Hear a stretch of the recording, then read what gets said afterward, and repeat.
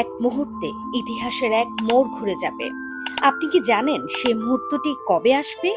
হয়তো আজ, হয়তো কাল, কিংবা বছরের পর বছর অপেক্ষা করতে হবে, কিন্তু সেটা আসবেই।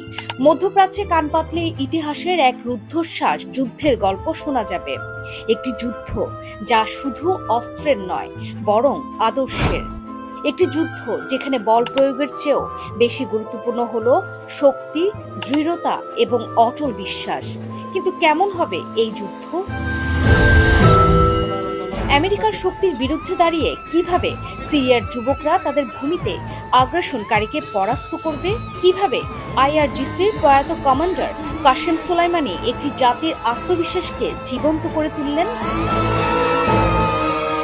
সোলাইমানি শুধুই একজন সেনাপতি ছিলেন না, তিনি ছিলেন এক আদর্শের প্রতীক, একজন মহান যোদ্ধা যাকে আদর্শ মানে সিরিয়ার যুবকরা। ইরানের সর্বোচ্চ নেতা আয়াতুল্লাহ খামেনি সিরিয়ার যুবকদের শক্তির কথা বলেছেন। তিনি বলেছেন, সিরিয়ার মার্কিন ঘাঁটিগুলো একদিন সিরিয়ার যুবকদের পদতলে পিষ্ট হবে। এই মন্তব্য তিনি কাশেম সোলাইমানির শাহাদাতের ৫ম বার্ষিকীর একটি সমাবেশে করেছেন। খামেনি আরো বলেছেন, সোলাইমানির যুদ্ধের কৌশল ও নীতি ছিল প্রতিরোধ সংগ্রামের মূল অক্ষ।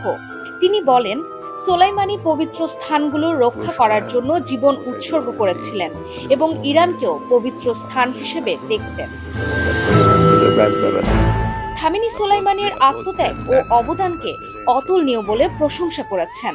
ইরানের শীর্ষ নেতা জানিয়েছেন, সিরিয়ায় একের পর এক সামরিক ঘাঁটি গড়ে তুলছে মার্কিন সরকার, কিন্তু আগ্রাসীদের উচিত অন্য এক জাতি বা দেশের ভূখণ্ড থেকে বেরিয়ে যাওয়া, তা না হলে তাদেরকে তাড়িয়ে দেওয়া হবে। তাই মার্কিন ঘাঁটিগুলো অবশ্যই সিরীয় যুবকদের পদতলে পিষ্ট হবে।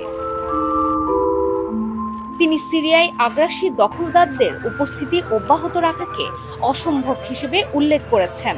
ইরানের সর্বোচ্চ নেতা বলেন, সিরিয়ার জনগণ একদিন বিজয়ী হবে এবং একইভাবে ইয়েমেন, ফিলিস্তিন ও লেবাননও প্রতিরোধ চালিয়ে যাবে।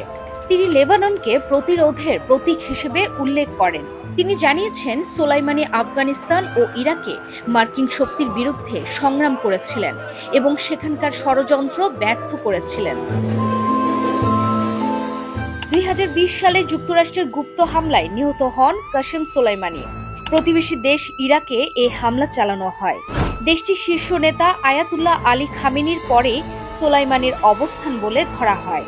তিনি দেশটির কুদস ফোর্সের দায়িত্বে ছিলেন, যেই গোপন বাহিনী ইরানপন্থী হামাস ও হেজবুল্লাহ সশস্ত্র গোষ্ঠীকে সামরিক প্রশিক্ষণ সহ সহায়তা দিয়ে থাকে।